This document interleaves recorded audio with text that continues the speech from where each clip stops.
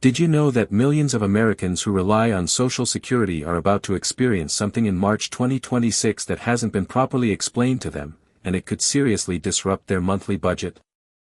If you or someone you love depends on Social Security or SSI payments, then the next few minutes of this video could be one of the most important things you watch all year. So go ahead, get comfortable, settle into your favorite chair, and let's talk about what's really going on, because you deserve to know the full picture. If you find this helpful, please give this video a thumbs up, subscribe so you never miss a critical update like this one, and drop a comment below telling us how these changes are affecting you. We read every single one. Now, before we get into the details, I want you to imagine something for a moment. Picture waking up on the 1st of March, reaching for your phone or heading to the bank, and realizing, your Social Security check simply isn't there. No deposit. No notice in plain language. Just silence. For millions of Americans living on a fixed income, that moment isn't just inconvenient, it can feel like the floor dropping out from under you. And that is exactly the kind of confusion that is unfolding right now for SSI recipients across the country. Here's what happened, and I promise it will make complete sense once we walk through it together.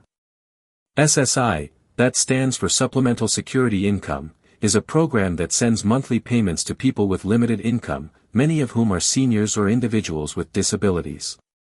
By law, those payments are supposed to arrive on the 1st of every month. But here's the thing, when the 1st falls on a weekend or a federal holiday, the Social Security Administration is actually required to send the payment early, on the last business day before that date. This March, the 1st falls on a Sunday. So the SSA did exactly what the law requires, they sent out the March payment on Friday, February 27, 2026. Now, on the surface, getting paid a couple of days early might sound like a nice little bonus. But here's where the real shock comes in. Because that payment arrived at the very end of February, many recipients may have mentally, or even practically, counted it as their February money. And now they're looking at the entire month of March stretching ahead of them, wondering when the next deposit is coming. The answer? April 1st. That means for SSI recipients, there is effectively an entire month, all of March, without a new payment hitting their account. That's not a glitch. That's not an error. That is simply the calendar doing something it occasionally does, but the problem is that most people were never warned about it clearly enough to plan ahead. Think about what that means in real, everyday terms. If you're budgeting for groceries, utilities, prescription medications, or rent, all of which tend to be due right around the 1st of the month, having your money arrive a few days early in February and then not again until April is a genuinely difficult gap to bridge. It reminds me of something my grandmother used to say, it's not about how much you have, it's about when it shows up. She was right. Timing matters enormously when every dollar is spoken for before it even arrives. Now, the SSI payment timing issue is significant, but it's actually only part of the story for March 2026. Because at the same time this calendar quirk is playing out, the Social Security Administration is also rolling out one of the biggest internal operational changes it has made in years. Starting on March 7, 2026, the SSA is switching to a brand new centralized appointment and workload management system. What does that mean for you? Well, let me explain it in plain terms. For a long time, if you needed to visit or call your local Social Security office, whether to ask a question, file a claim, or sort out a problem with your benefits, that office had a good deal of flexibility in how it managed its own schedule and staff.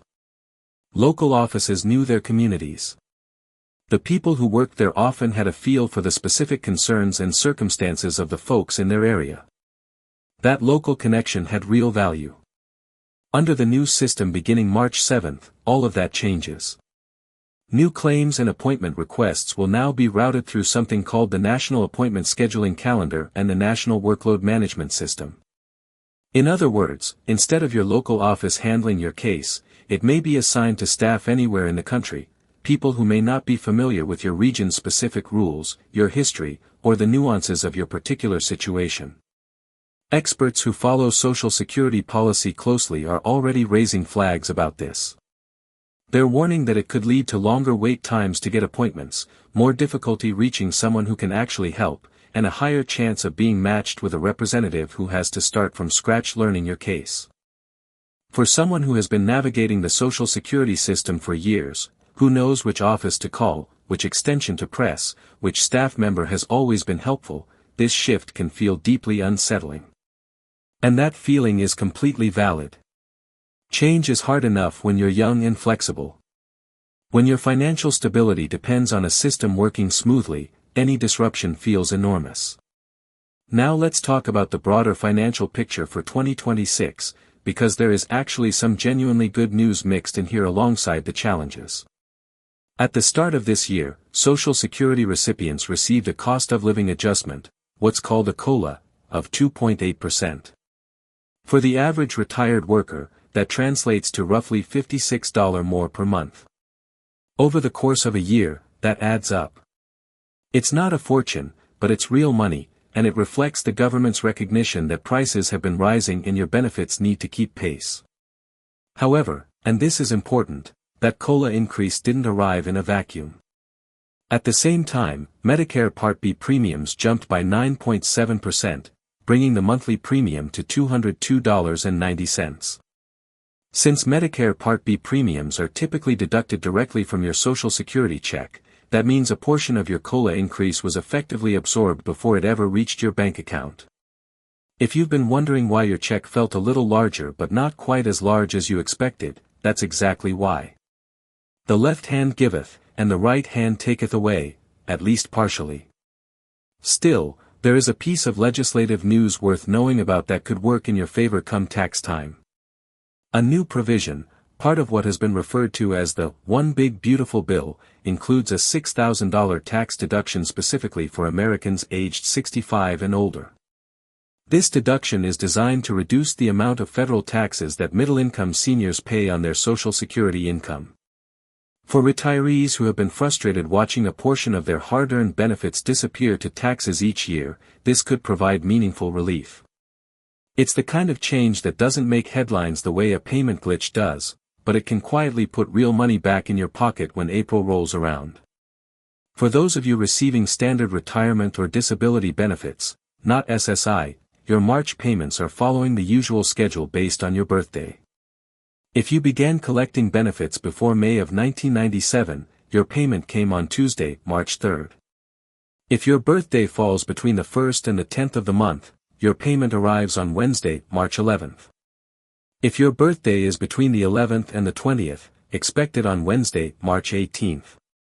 And if your birthday falls between the 21st and the end of the month, your deposit is scheduled for Wednesday, March 25th. Keeping that schedule in mind can help you plan your monthly expenses with a little more confidence. I know that absorbing all of this information at once can feel like a lot. We've covered a surprising payment gap for SSI recipients, a major behind-the-scenes operational change at the SSA, a COLA increase that was partially offset by rising Medicare costs, and a new tax break that could benefit millions of seniors. Each of these pieces matters on its own, but together, they paint a picture of a system in transition, at a time when stability matters most to the people who depend on it. And that's exactly why it's so important to stay informed, to ask questions, and to talk to people you trust about what these changes mean for your specific situation. Whether that's a family member, a financial advisor, or even just a fellow viewer in the comments section below, you don't have to figure all of this out alone. In fact, some of the most helpful insights I've ever come across have come straight from viewers just like you, sharing what they've experienced and what they've learned. Coming up next, we're going to wrap things up with a clear summary of what you should do right now to protect yourself and your finances in light of everything we've just discussed, and I think you'll find it both practical and reassuring.